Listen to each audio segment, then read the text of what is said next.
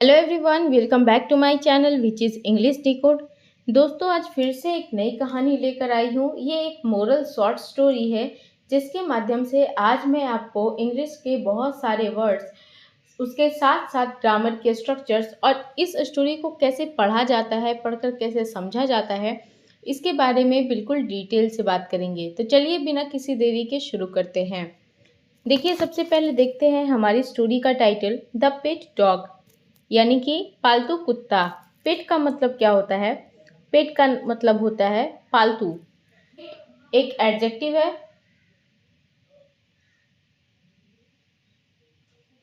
पेट एक एडजेक्टिव है जिसका मतलब होता है पालतू। आपने सुना होगा तुम्हारा पेट नेम क्या है, तो कई बार नेम के आगे भी पेट लगाया जाता है जिसका मतलब होता है तुम्हारा घर का नाम क्या है, यानी कि तुम्हारा निक नेम क्या है, पेट नेम क्या है ना। चलिए कहानी क्या है देखते हैं। Once a man had pet dog. एक बार एक आदमी के पास एक पेट डॉग था। देखिए, जब भी हम कोई चीज़ ओन करते हैं या पोसेस करते हैं तो हम बोलते हैं I have a smart watch, मेरे पास स्मार्ट वॉच है।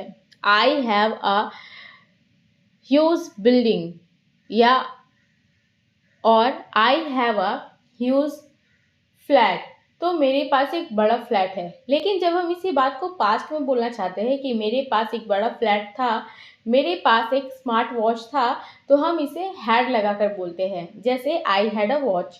तो यहाँ पे a man had a pet dog, एक आदमी के पास एक पेट डॉग था।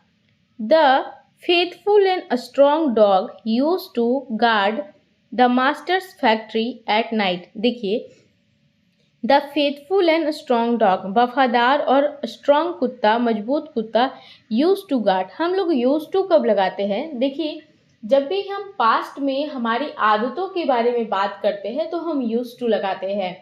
जैसे जब मैं छोटी थी तो मैं बाजार जाया करती थी, है ना। तो ये मैं अपनी आदत बता रही हूँ, अपनी पास्ट की आदत बता रही हूँ कि जब मैं छोटी थी तो मैं बाजार जाया करती थी।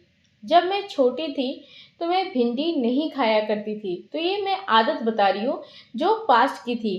तो कहानी भी क्या है, पास्ट में चल रही है। तो यहाँ पे पास्ट में ही बताया जा रहा है कि जो कुत्ता था क्या करता था, गार्ड करता था मास्टर के फैक्ट्री को एट नाइट, रात में। गार्ड यानी कि देखभाल करता था, रक्षा करता था। यूज टू इसका मतलब पास्ट में। The master loved him, master उससे प्यार करता था। फीड हिम, खाना खिलाता था। फीड हिम वेल, अच्छे से खाना खिलाता था। And took him out for वॉक्स।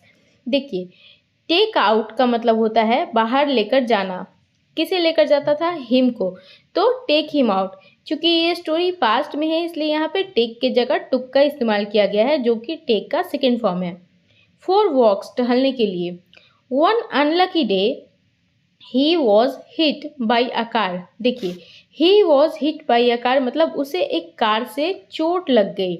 और ये जो वाक्य है, ये वाक्य है पास्ट इंडेफिनिट का passive voice, was plus V3। He was hit by a car, एक कार से उसे चोट लग गई। One of his hind legs was severely injured. देखिए, हिंड लेग्स का क्या मतलब हुआ? आगे का पैर। कुत्ते के 4 पैर होते हैं, तो आगे के पैर में उसे क्या हुआ? सीवियरली यानी कि बहुत ज़्यादा इंजर्ड हो गई, यानी कि बहुत ज़्यादा चोट लग गई। The doctor could not heal the injury. Doctors could not heal, heal यानी कि भरना, नहीं भर पाया, इंजरी यानी कि चोट को। Now the poor dog. देखिए, पुअर का मतलब गरीब होता है, लेकिन यहाँ पे पुअर का मतलब गरीब नहीं है, यहाँ पे पुअर का मतलब बेचारा है। तो आपको याद रखना है कि पुअर का 2 मतलब होता है, एक गरीब और दूसरा बेचारा। तो बेचारा कुत्ता had to limp around all the time. देखिए, लिम्प अराउंड का क्या मतलब होता है? लिम्प का मतलब सबसे पहले समझते हैं। लिम्प का मतलब होता है लंगड़ाना। तो लिम्प अराउंड मतलब लंगड़ाते रहता था आसपास, चारों तरफ, ऑल द टाइम, पूरे समय। The dog master thought that a lame dog would not be a good guard.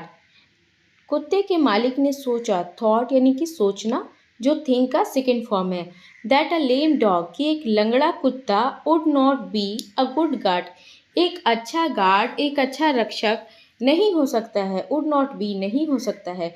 So he stopped loving the poor dog, इसलिए he stopped loving the poor dog, उसने बेचारे कुत्ते को प्यार करना बंद कर दिया, स्टॉप कर दिया।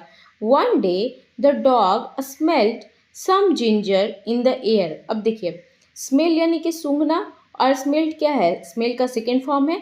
तो कुत्ते ने सूंघा, क्या सूंघा, सम जिंजर, जिंजर यानी कि अदरक, कुछ अदरक सूंघा, इन द एयर यानी कि हवा में।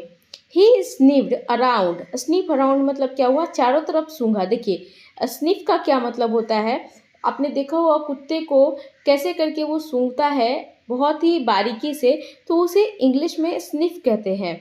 स्निफ अराउंड, जब वो सूंघता है तो उसकी नाक ऐसे फूलती है, पिचकती है, फूलती है, पिचकती है। तो स्निफ अराउंड किया एंड सॉ, और देखा, a ginger plant growing in the factory's ground. क्या देखा, अ जिंजर प्लांट, एक अदरक का पौधा ग्रो कर रहा था फैक्ट्री के ग्राउंड पे, यानी कि फैक्ट्री के जमीन पे। द मास्टर सॉ, मास्टर ने देखा, the dog sniffing the ginger plant, कुत्ता जिंजर प्लांट को क्या कर रहा था, स्निफ कर रहा था यानी कि सूंघ रहा था।